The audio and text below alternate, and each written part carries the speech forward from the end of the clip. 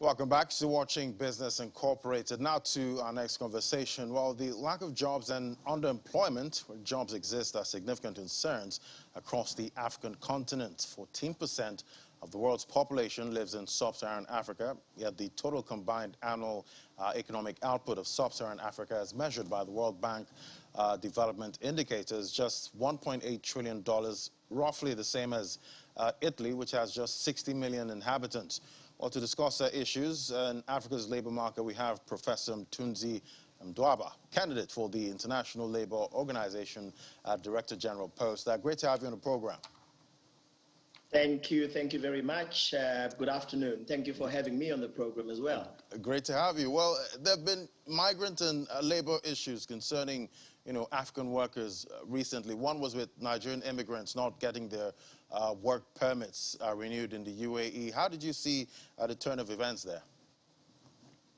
Well, the challenge with migration and the challenge really with the demographic challenges that we have throughout the continent is purely because ultimately, as Africans, I think we need to work together and be collaborative. I think that's one of the things that, the COVID has taught everybody, that if we don't collaborate and work together in the continent and work together globally, we're always going to have these kind of challenges.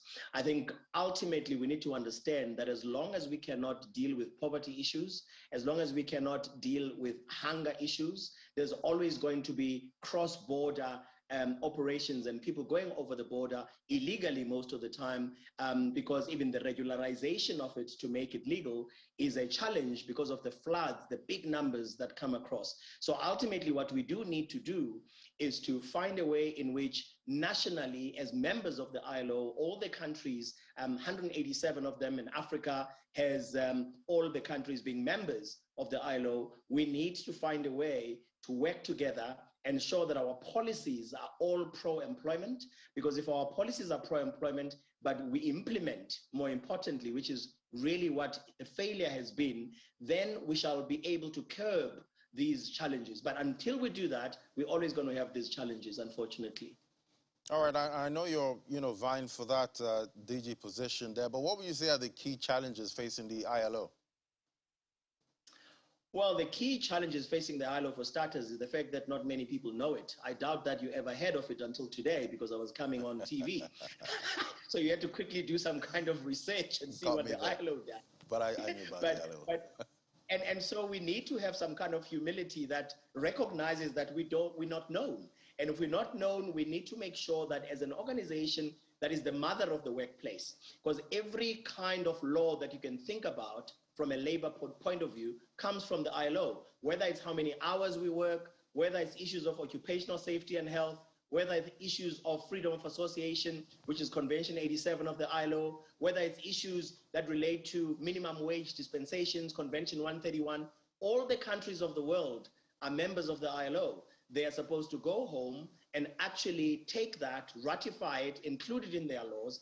And the biggest challenge of the ILO is implementation, is that it's well, good and done that we talk about having these conventions and we talk about this ratification, but more often than not, people take photographs with the DG, and I suppose I would also have to be one of the most photographed people, but for me, that's not important. What is important is that when we go home, we go and we pass this into legislation and then monitor the implementation that we've done so that we are felt on the ground by the people whose lives we are supposed to impact. So until such time that we can be known for heightened implementation, as opposed to just heightened ratification, the ILO is always going to have problems in being able to assert itself and demonstrating its relevance to all and sundry in the world.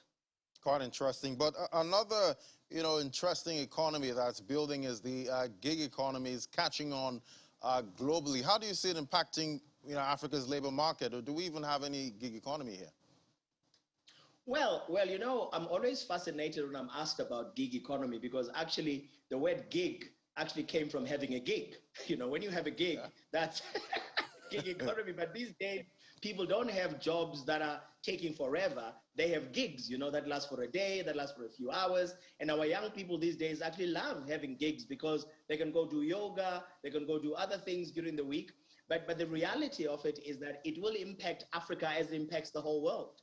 We are having a huge challenge with how digital platforms are supposed to be managed, because in themselves, why digitization is actually in the long term going to increase jobs.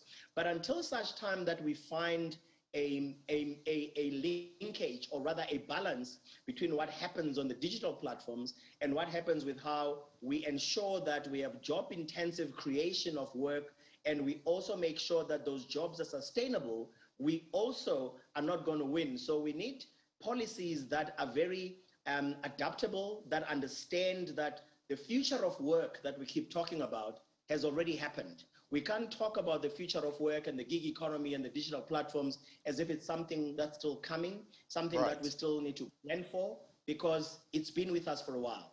Right. All right, Professor Mthunzi Mdwaba, thank you so much for coming on the program. I do wish you luck with your upcoming position. Thank you. Thank you, sir. Thank you so much. All right, thank you so much.